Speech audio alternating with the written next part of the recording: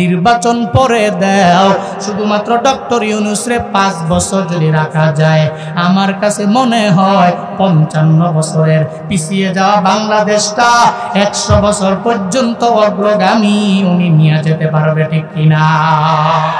সময়ের গুরুত্ব দেওয়ার কারণে বিশ্বের বড় বড় ধনীরা দুনিয়া বিলাইনে বড় দামি, যেমন বর্তমান জামানার সবচেয়ে বড় ধনী ইলন মাস্ক। এত বড় ধনী কেমনে হইল? ব্যাকগ্রাউন্ডে সময়ের দাম দিয়া দিল, এজন্য দামি হয়ে গেল। সময়ের যারা গুরুত্ব দিতে জানে না এরা দামি হতে পারে না।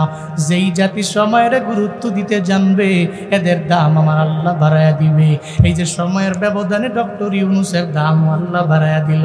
একটা পর্যায়ে কইল ওই ডক্টর ইউনূসের ধইরা নিয়া পদ্মা নদীর মধ্যে একটা চুবান দাও, এরপরে আবার উঠায়া দাও।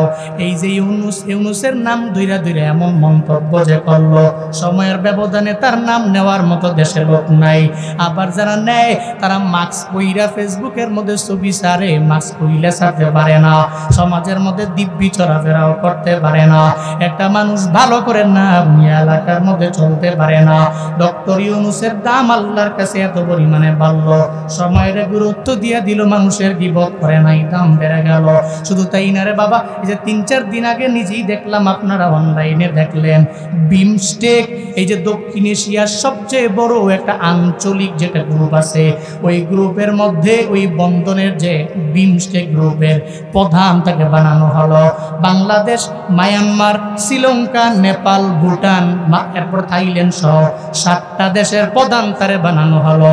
ওই নরেন্দ্র মোদীরে বানাইল না, যেই নরেন্দ্র মোদী বাংলাদেশের জন্য বারবার বলে এই বাংলাদেশের এটা আমার লাগবে, ওটা আমার লাগবে, বাংলাদেশের সব কেড়ে কেড়ে নিয়ে গেল। এর বিপরীতে আমগো আগের প্রধানমন্ত্রী খালি দেয় নিতে পারে না, খালি দেয় নিতে পারে না। এদের ইলিশ পাঠায়, এরা আম করে বন্যার পানি দিয়া ডুবায় মারে, বন্যার পানি দিয়া চুবায় চুবায় মারে। এদের এত কিছু দিল, এদের কাছ থেকে নিতে পারে না। ডক্টর ইউনূস স্পষ্ট জানায় দিল, এই নরেন্দ্র মোদী, আমার ফারাক্কাবাদের পানি বারবার চাইরা তুমি দিতে পারো না। হাসি মুখে এমন ভাবে কথা বলে, নরেন্দ্র মোদীও পর্যন্ত ব্যাককলের মতো ছায়া থাকে। এখন আমি কালেমা পড়লাম, আমার চাচা আমার একই লুঙ্গিটা পর্যন্ত দেওয়ার জন্য। ও দয়ার মালিক আমার রব, তুমি এমন এতিম কেন আমারে বানাইলা? আমি বুঝি এত পরিমাণে এতিম হয়ে গেলাম, চাইলেও নিজের লুঙ্গিটা নিজে কিনতে পারবো না, আমার বাবা কিন্না দিতে পারবে না, চাইলেও আমার মা আমারে কিন্না দিতে পারবে না, কারণ আমার মাও নাই, আমার বাবাও নাই। তবে লুঙ্গিটা আমি কইলে দিয়া দিলে আমি জুয়ান মানুষ, আমি উলঙ্গ হয়ে যাব, আমার সতর ডাকতে আমি পারবো না, আমার সতর আমার ফরজ ফরক হয়ে যাবে। তবে আল্লাহ গো, আমার চাচা আমারে বললো তার টাকায় কেন, তবে কালেমা যদি চাইরা দেয় তাইলে লুঙ্গিটা সে আমারে দিয়া দিবে। শুধু লুঙ্গি না, সব সে আমারে ফিরে দিবে। কালেমা যদি না সারি তাহলে লুঙ্গিটা তারে আমার দিয়ে দেওয়া লাগবে। আল্লাহর উপরে তাওয়াক্কুল করে আব্দুল উজ্জা কহে, মালিক আমার লুঙ্গি আমার কাছে বড় না, বরং তুমি আমার দরবারে বড়, কালেমা আমার দরবারে বড়, ইসলাম আমার দরবারে বড়, আমি মুসলিম, আমি আমার পরিচয় এটা আমার দরবারে অনেক পরিমাণে বড়। আমি আমার লুঙ্গিটা পর্যন্ত কইলা আমার চাচার কাছে দিয়া দিলাম।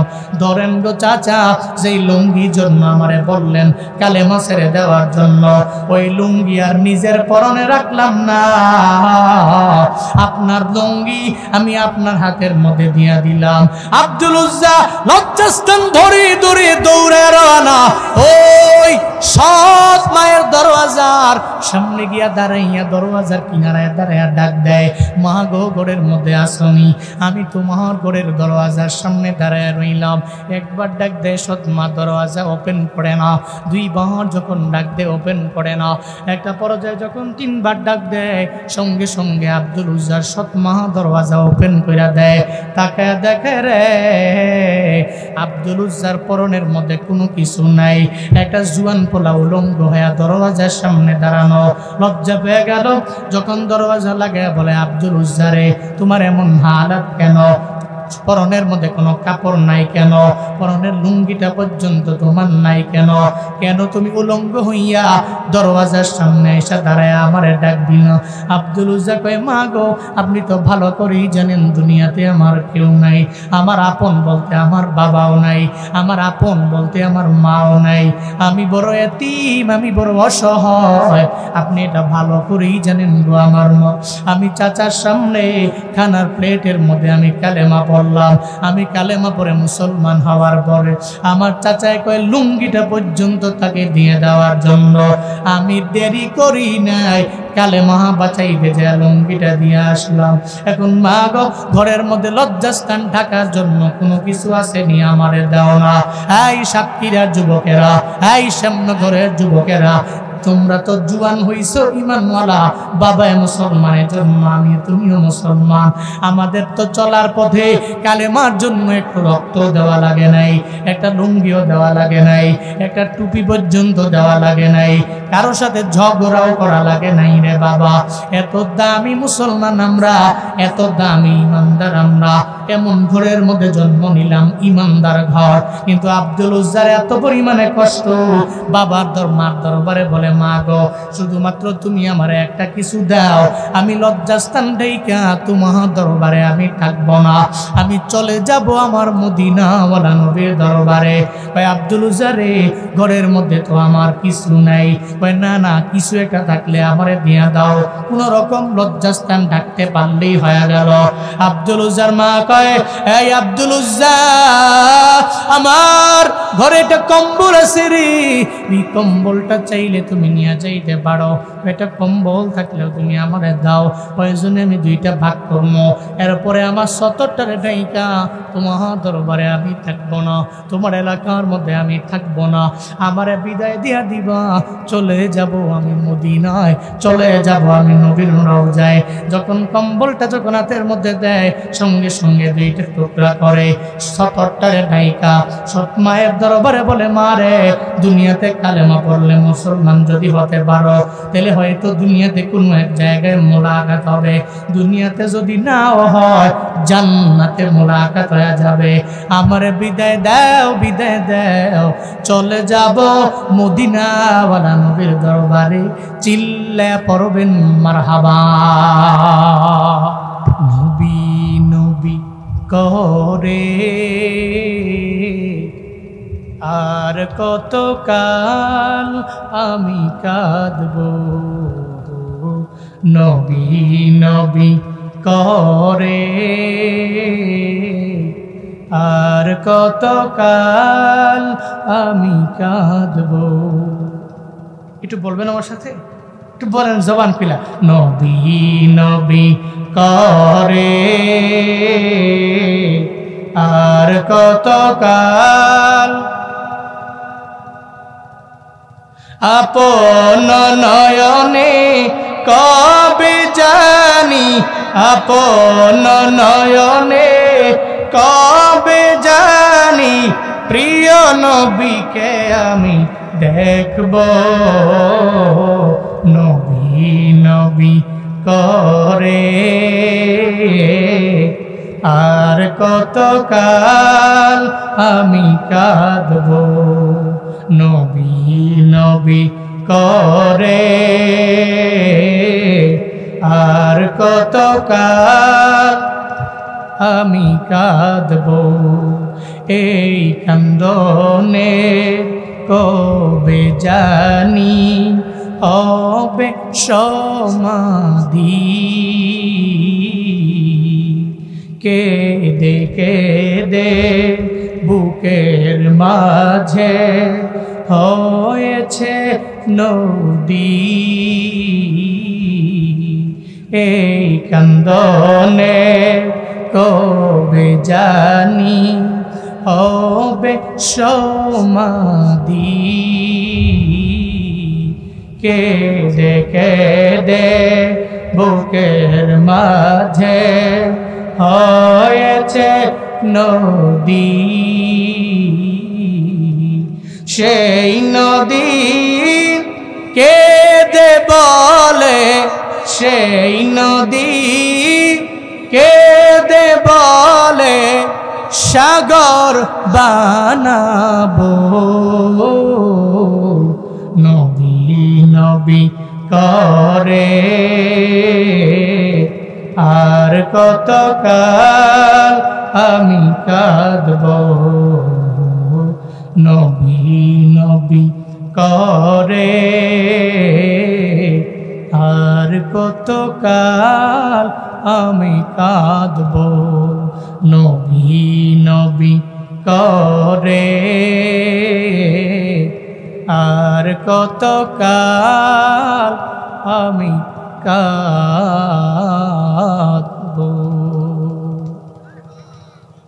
মদিনাওয়ালা নবীর জন্য উম্মতেরা কান্দে। হযরতে আব্দুল উজ্জা সঙ্গে সঙ্গে কয় নবীর দরবারে গেলে নবী আমারে ফিরাইয়া দিবে না। মদিনাওয়ালা নবীর দরবারে আউলাকে সে পাগল বেশে আব্দুল উজ্জা রওয়ানা। মসজিদে নববীর দরওয়াজার মধ্যে জিয়া যখন বারবার উকি মারে নবী সাহাবায়ে কেরাম নিয়ে নবী বয়ান করে। হঠাৎ করে নবীর চোখে চোখ পড়ে গেল। মদিনাওয়ালা নবী কয় সাহাবীরা দেখো না কে। সাহাবী যায় দেখে পাগলের মতো দেখা যায়, পরনের মধ্যে কম্বল দেওয়া, চুলগুলা কেমন যেন পাগলের মতো হয়ে গেছে, উস্কো পুস্কো চুল নিয়া পুরা দেহের চামড়াটা কালো কালো হয়ে গেছে। কে তুমি? পরিচয় তোমাদের দরবারে বলবো না, নবীর দরবারে আমারে নিয়ে যাও। আব্দুল উজ্জারে যখন মসজিদের নববীর মধ্যে নেওয়া হলো, মদিনাওয়ালা নবীর সামনে নবী বসালেন। আব্দুল উজ্জার তো নবী চিনে না, পরিচয় জানার জন্য নবী কয় কে তুমি, কি তোমার পরিচয়, তুমি আমারে বলো না। ওই নবী গো আমার সবচেয়ে বড় পরিচয়, কয়েকদিন আগে আমি ছিলাম জাহান্নামের কিনারায়, আমি কালেমা পড়ছি নবী গো, আমি কালেমা পড়ে জান্নাতের মিনারায় আমি উঠে গেছি মনে হয়, আমি আপনার দরবারে চলে আসলাম গো নবী। তবে আমার দেহের এমন হালাত কেন? কয়েকদিন আগে আমার দেহের হালাত এমন ছিল না, এখন আমার হালাত এমন কেন হয়েছে জানেননি? আমার মা বাবা নাই, বড় এতিম আমি নবী। চাচার ঘরের মধ্যে আমি বড় হইতে লাগলাম। আমি কালেমা পরে যখন চাচার দরবারে মুসলমান হয়ে গেলাম, আমার চাচায় পরনের লুঙ্গিটা পর্যন্ত আমার কেড়ে নিয়ে চলে গেল। যখন এটা বলে রে, সঙ্গে সঙ্গে আমার মদিনাওয়ালা নবী চোখ দিয়ে ঘোরায় ঘোরায় টপ টপ করে পানিগুলা পড়ে। নবী কয় এই সাহাবীরা, একজন এতিম যখন আমার দরবারে আসে, দুনিয়া সব মানুষের কথা আমি সহ্য করতে পারলাম, একজন এতিমের কথা আমি মদিনাওয়ালা নবী সহ্য করতে পারি না, কারণ আমি বড় এতিম রে। দুনিয়াতে যখন আমার মাও ছিল না, আমার বাবাও ছিল না, মক্কার জমিনে আমার চাচাই শুধু ছিল, আমার দাদাও বিদায় নিয়ে চলে গেল। ছোটবেলায় বাবার আদর কেমন আমি ডাকতে পারি নাই, জানিও না। বাবার কপালে জীবনে চুমু দিতে পারি নাই, আমার বাবার চুমু জীবনে আমি খাইতে পারি নাই। আমি 6 বছর বয়সে আমার বাবার কবর জিয়ারত করবার জন্য গিয়ে মার হারাইছি। এরপরে চলে আসার পরে 8 বছর বয়সে আমি আমার দাদারেও হারাইছি। আমি দুনিয়ার সমস্ত এতিমের লিডার রে, আমি এতিমদের কথা শুনলে নিজেরে ধরে রাখতে পারি না। এই আল্লাহ তো আমারে জানিয়ে দিয়েছে, ফাআম্মাল ইয়াতীমা ফালা তাকহার, জীবনে কোনোদিন আপনি এতিমের ধমক দিবেন না। ওয়া আম্মাস সাইলা ফালা তানহার, কেউ যদি আপনার কাছে সওয়াল করে আপনার দরবারে হাত পাতে আপনি ফিরিয়ে দিবেন না, আপনি ধমক দিয়ে তারে দিবেন না। এই আব্দুল উজ্জা, এতদিন পর্যন্ত চাচার ঘরের মধ্যে তুমি বড় হইলা, আজকে থেকে মসজিদে নববীর মধ্যে থাকবা, তবে তোমার নাম আব্দুল উজ্জা থাকতে পারে না। আল্লাহর কাছে 2টা নাম বড় প্রিয়, ওই 2টা নাম হলো আব্দুল্লাহ আর আরেকটা নাম আব্দুর রহমান। এই আব্দুল উজ্জা, এতদিন পর্যন্ত উজ্জার গোলামি করার কারণে তোমার নাম হয়ে গেল আব্দুল উজ্জা। আজকে তুমি আমার দরবারে আসলা, কালেমা পড়ে মুসলমান হয়ে গেলা, এখন তুমি এখন থেকে মূর্তির কোনো গোলাম হতে পারো না। আজকে আমি সাহাবায়ে কেরামদের সাক্ষী রেখে আমি নবী জানাই দিলাম, আজকে থেকে তোমার নাম হবে আব্দুল্লাহ, তোমার নামের লকব হবে জুলবাদাইন, মানে তোমার নাম আজকে থেকে আব্দুল্লাহ জুলবাদাইন। চিল্লা পড়া যাবে কি সুবহানাল্লাহ? আজকে থেকে তোমার নাম আব্দুল্লাহ, লকব জুলবাদাইন, আজকে থেকে তোমার নাম আব্দুল্লাহ জুলবাদাইন। আল্লাহর কাছে এই দুইটা নাম সবচেয়ে বড় প্রিয়। মনে রাখবেন, নাম এত গুরুত্বপূর্ণ।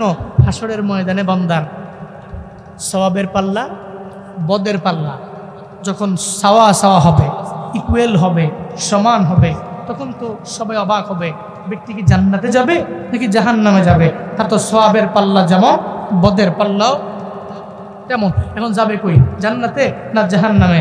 আল্লাহ রহমতের ফিরিস্তাকে বলবে, এই ফিরিস্তা, আমার বান্দার দুনিয়াতে নামটা কি ছিল রে?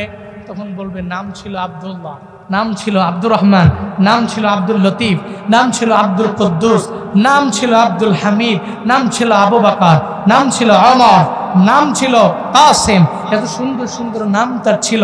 নবীদের নামের সাথে মিলাইয়া, সাহাবায়ে কেরামের নামের সাথে মিলাইয়া, আউলিয়ায়ে কেরামদের নামের সাথে মিলাইয়া, সালফে সালেহিনদের নামের সাথে মিলাইয়া সে নাম রাখছে। আল্লাহ কয়, যা, বান্দার নামটা তো বড় সুন্দর ছিল দুনিয়ায়, তার নেকের পাল্লা আর বদের পাল্লা যদিও সমান, তার ধৈরা নামের কারণে জান্নাতে ঢুকায়া দেয়। নাম বড় ইম্পর্টেন্ট। কিন্তু আমরা তো নাম রাখি উল্টাপাল্টা। আমি সাভারে বড় হয়েছি, আমার আব্বা আম্মা পুরো পরিবার সাভার থেকে আমরা বড় হওয়া, সাভার আশুলিয়া। তো ওখানে যখন থাকতাম ছোটোবেলায়, আমার বাবার মসজিদ মাদ্রাসার কমিটি ছিল। এই কমিটিদের মধ্যে 3 জন আপন ভাই ছিল কমিটির মধ্যে। তো 3 ভাইয়ের নাম, একবারে বড় যিনি, তার নাম ছিল গান্ধা। বুঝেন নাই? বড় ভাইয়ের নাম কি? গান্ধা। আমগো এলাকায় গান্ধা কয় তরকারি মরকারি নষ্ট হয়ে যায় না, এটা আমগো এলাকায় যে এই গান্ধা তরকারি ফেলাই দে। এর বড় ভাইয়ের নাম গান্ধা মিয়া। আর দ্বিতীয় নাম্বার যে ভাই, এর নাম হইল পসা মিয়া। গান্ধা, পসা। 3 নাম্বার যে ভাই, এই ভাইয়ের নাম ফালাইন্না মিয়া। মানে গান্ধা, পসা, ফালাইন্না। কি নাম রে! আমি তো ভাবতাম তারা মনে হয় মজা টজা কইরা এই নাম কয় না। একদিন দেখি এক অনুষ্ঠানে উপস্থাপক সাহেব মাইক হাতের মধ্যে নিয়ে কইতাছে, এখন বক্তব্য রাখবেন জনাব মোহাম্মদ পসা মিয়া।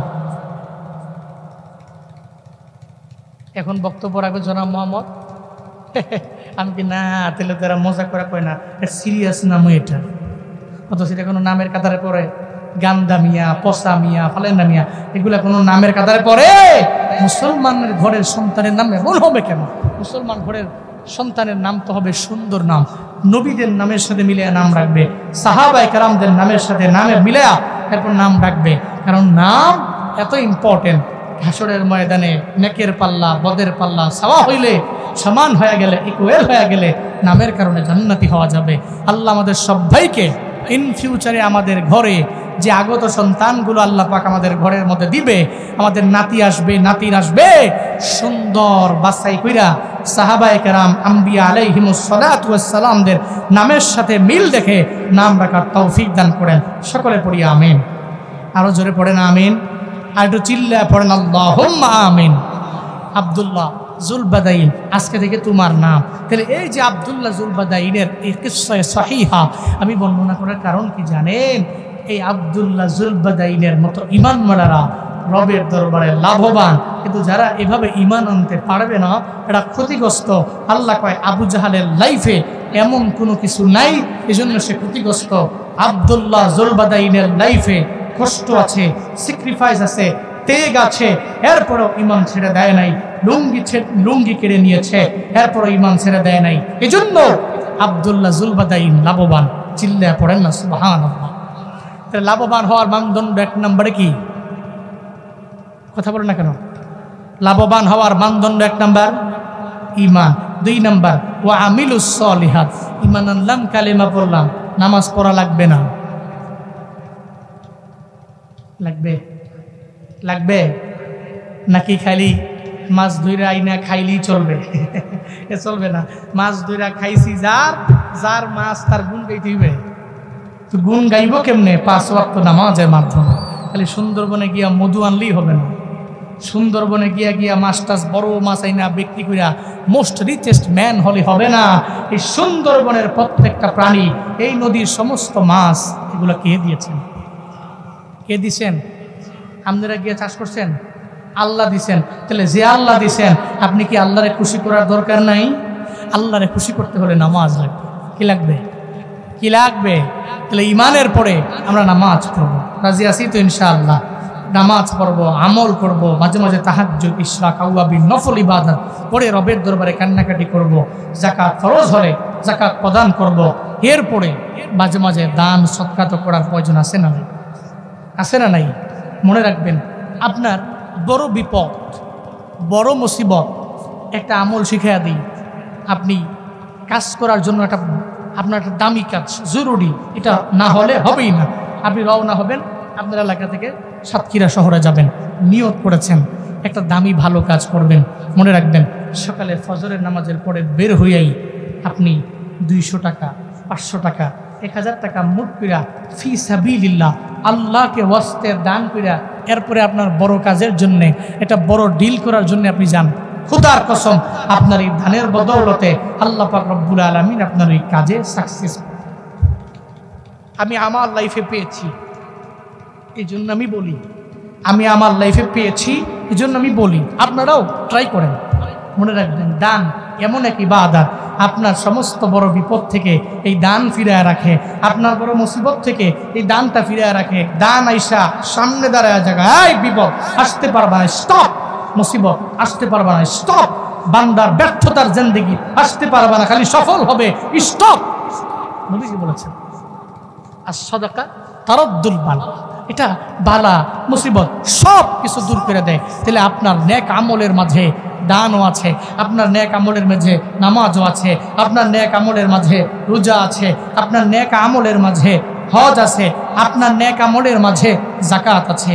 ভাই, আমি আর 2টা বলার আগে আপনাদের কাছে রিকোয়েস্ট করব। আমাকে ওঠার আগে বলা হয়েছে, যদিও আমি কোনো মাহফিলে এভাবে চাই না, একেবারে সরাসরি প্রত্যক্ষভাবে, এরপরেও এই মাদ্রাসাকে দেখেছি, মসজিদটা দেখে এসেছি। এই মসজিদ এবং মাদ্রাসা এটা আপনাদের এলাকার জন্য রহমত। এই যে ছাত্রগুলো মাথার মধ্যে পাগড়ি নিল, আপনারা মন থেকে বলেন তো, আপনাদের ভাল লাগে নাই? বলেন ভাই, ভালো লাগে নাই? এই ছেলেগুলো এটা রহমত। এরা আপনার বাড়িতে লজিং খায়া অন্যান্য এলাকা থেকে আইসা 30 পারা কোরআন সিনায় নিয়ে গেছে। এমনও হতে পারে এখান থেকে একজন হাফেজ গিয়ে ভালো আলেম হয়ে একদিন সারা বাংলাদেশে তাফসীর করে মানুষকে শোনাবে। এটা কি হতে পারে না? হতে পারে না? আজহারি সাহেব কি ধৈর্য আজহারি হয়ে গেছে না? ওনার ব্যাকগ্রাউন্ডে বহু ইতিহাস আছে। ওনার বাড়ি আর আমাদের বাড়ি অনেক দূরে না, কাছে। ওনার দাদার বাড়ি, আমার দাদার বাড়ি, আমরা অনেক কাছের। শুধুমাত্র ঢাকা চট্টগ্রাম যে হাইওয়ে, এই হাইওয়েটা আমাদের প্রতিবন্ধকতা, এরপর এবার আমাদের ওপার ওনাদের, অনেক ব্যাকগ্রাউন্ড আছে। তো আজকের শিশু আগামী দিনের ভবিষ্যৎ, তিফলুল ইয়াউম মুস্তাকবিলুল গাদ। সে আজকে শিশু, সে আজকে শুধুমাত্র 30 পারা কোরআনের হাফেজ, একসময় সে বড় আলেম হবে, পুরো দেশ ব্যাপী তার পদচারণা থাকবে, তাফসীর করবে। তো ভাই, এগুলো আপনাদের জন্য সৌভাগ্যের অর্জন। তাকে জিজ্ঞেস করবে কোন মাদ্রাসায় তুমি হিফজ পড়েছ, কইবে যে আমি ট্যাংরাখালী, এই যে জানি বাইতুল নাজাত কমি মাদ্রাসা থেকে, আমি ওখান থেকে মাদ্রাসায় পড়ে আসছি, লজিং খেয়া পড়ছি, অনেক কষ্ট করছি। বাপ, এটা আপনাদের সুনাম, শুধু দুনিয়া বিলাইনের সুনাম। আর কবরে যাওয়ার পরে তো আপনি দাইমা আবাদান আবাদা, যেটা শুরু আছে কোনো শেষ নাই, আপনার কিয়ামত পর্যন্ত একটা সওয়াব আপনার কবরে যেতে থাকবে। কে আছেন হুজুর, আমি মসজিদ এবং মাদ্রাসায় আমার ঈমান আনার পরে আমার নেক আমলের মাঝে একটা হলো দান, আমি আমার বালা, আমার মুসিবত, আমার আব্বা, আমার আম্মা, আমার সন্তান, আমার ওয়াইফ, আমার পুরো পরিবার যাতে ভালো থাকে, সুস্থতার নিয়ামতের উপরে থাকে, এই খেয়াল করে এই মাদ্রাসার মধ্যে আমি 5,000 টাকা অথবা 10,000 টাকা অথবা 15,000 টাকা অথবা 20,000 টাকা আমি মাদ্রাসায় ফি সাবিলিল্লাহ কুরবানি করলাম। আমার কাছে ধরা বাধা নাই, যে যা পারেন নিজের এবিলিটি অনুসারে। আল্লাহ আপনারে কি ধন দৌলত দিচ্ছেন এটা আমি জানি না, আপনি জানেন আর আল্লাহ জানে। কে আছেন হুজুর মাদ্রাসার মধ্যে 1 নম্বরে আমার আব্বা আম্মার নামে, পরিবারের নামে, হুফাজে কোরআন ইয়াতীমদের নামে এই মাদ্রাসায় আমি দিয়া দিব, এই মসজিদে আমি দিব। কে আছেন 1 নম্বরে? 1 নম্বরে প্রথম নম্বর আশরাফি হাবিবুল্লাহ। কত কি নাম বাবা? জনাব মোহাম্মদ মুজিবুর রহমান সাহেব মসজিদ এবং মাদ্রাসায় উনি দিবে 2000 টাকা। পড়েন মারহাবা। আল্লাহ পাক ওনার দানকে কবুল করেন, মঞ্জুর করেন। আল্লাহ এই দানকে ওসিলা করে ওনার মনের সমস্ত নেক বাসনা পূরণ করে দেন। আল্লাহ রিজিকের মধ্যে বরকত দান করেন, পরিবারে খায়ের বরকত দিয়া আল্লাহ ভরপুর করে দেন। সকলেই পড়িয়া আমিন। 2 নম্বরে কে আছেন? অ্যাডভোকেট মোহাম্মদ হাবিবুর রহমান সাহেব। হ্যাঁ, ওই যে ছিল যেখানে হাবিবুর রহমান সাহেব, নগদ 2000। আল্লাহ কবুল করেন, সকলে পড়িয়া আমিন। এরপরে আব্দুল করিম সাহেব, উনি আব্বা আম্মার জন্য 1000 টাকা। আল্লাহ কবুল করেন, সকলে পড়িয়া আমিন। আব্বা আম্মা কি আছেন না চলে গেছেন? আব্বা আম্মা সবাই চলে গেছে। আল্লাহ আব্বা আম্মা, শ্বশুর শাশুড়ি প্রত্যেকের কবর আপনি জান্নাত বানায়া দেন। সকলে পড়িয়া আমিন। প্রবাসী মোহাম্মদ শামীম, প্রবাসী রেমিটেন্স যোদ্ধা, আমাদের কলিজার টুকরা, দেশের সম্পদ, যারা পরিশ্রম করে অনেক, কিন্তু এরপরেও মসজিদ, মাদ্রাসা, মাহফিল, দিনী কাজ, ভালো কাজ, সামাজিক কাজে প্রবাসীদের এটা সিংহভাগ অবদান থাকে। শামীম প্রবাসী আমার ভাই নগদ দিয়েছেন 1000 টাকা। আল্লাহ পাক আমার ভাইয়ের দানকে কবুল করেন। আল্লাহ প্রবাসে ভালো রাখেন, সিহতে আফিয়তের সাথে রাখেন। সকলে পড়িয়া আমিন। এরপর কি আছেন সামন থেকে? হুজুর আমার আব্বা আম্মার নামে জনাব মোহাম্মদ মামুন চেয়ারম্যান নগদ দিয়েছেন 3000 টাকা। মারহাবা কইতেন না, জোরে কর না মারহাবা। কেউ রাগ হইছে? আপনারা রাগ করছেন, কষ্ট পেয়েছেন? পড়েন মারহাবা, জোরে পড়েন মাশা আল্লাহ। আল্লাহ পাক ওনার দানকে কবুল করেন, মঞ্জুর করেন। আল্লাহ এই দানকে ওসিলা করে ওনার মনের সমস্ত নেক বাসনা পূরণ করে দেন। মোহাম্মদ শহীদুল ইসলাম ভাই 1000 টাকা। আল্লাহ কবুল করেন, সকলে পড়িয়া আমিন। আল্লাহ ওনার মনের সমস্ত নেক বাসনা পূরণ করে দেন। সকলে পড়িয়া আমিন। এরপর কি আছেন?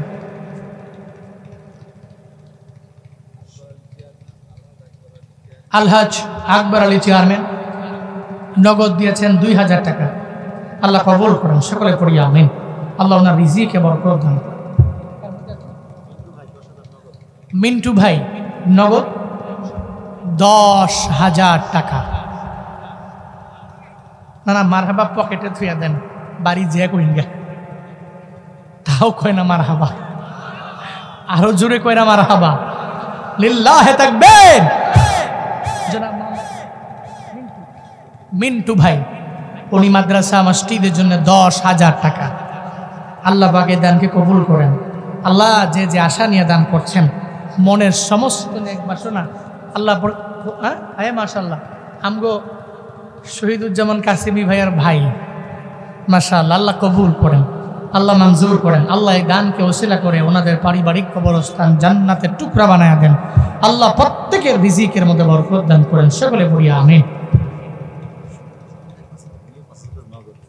মাশাআল্লাহ, আজকের এই মাহফিলের সম্মানিত বিশেষ মেহমান শহীদ ভাই আমাকে বহু ফোন করেছেন, আমি অনেক ফোন ধরতে পারি নাই। ভালো মানুষ, আমাকে রমাদানে ফোন করে আমি প্রায় অনেক দিন এক ডেটের ঘুরেছি। এই ডেটের জন্য উনি অনেকবার ফোন দিয়েছেন, কষ্ট করেছেন। এই মাহফিলের জন্যে বারবার যোগাযোগ করা, খোঁজখবর রাখছেন। উনিও একজন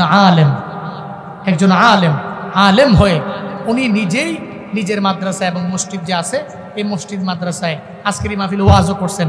উনি দিবে 5,000 টাকা নগদ দিয়ে দিছেন। মারহাবা পড়বেন না? আরো জোরে পড়বেন না? মাশা আল্লাহ। আল্লাহ পাক আমার শহীদ ভাইয়ের দানকে কবুল করেন, মঞ্জুর করেন। আল্লাহ এই জামানার শ্রেষ্ঠ মুজাদ্দিদ, মুআল্লিম, মুফাসসির, মুহাদ্দিস হিসেবে কবুল করে নেন। সকলে পড়িয়া আমিন। সুন্দর আলোচনা করেছেন, কি দারাজ কণ্ঠ, কি মধুর কণ্ঠ। আল্লাহ এই কণ্ঠে আরো বরকত দান করেন। সারা বিশ্বব্যাপী এই কণ্ঠকে আল্লাহ ছড়িয়ে দেন, ইন্তেশার করেন, ইনক্রিজ করে দেন। সকলে পড়িয়া আমিন।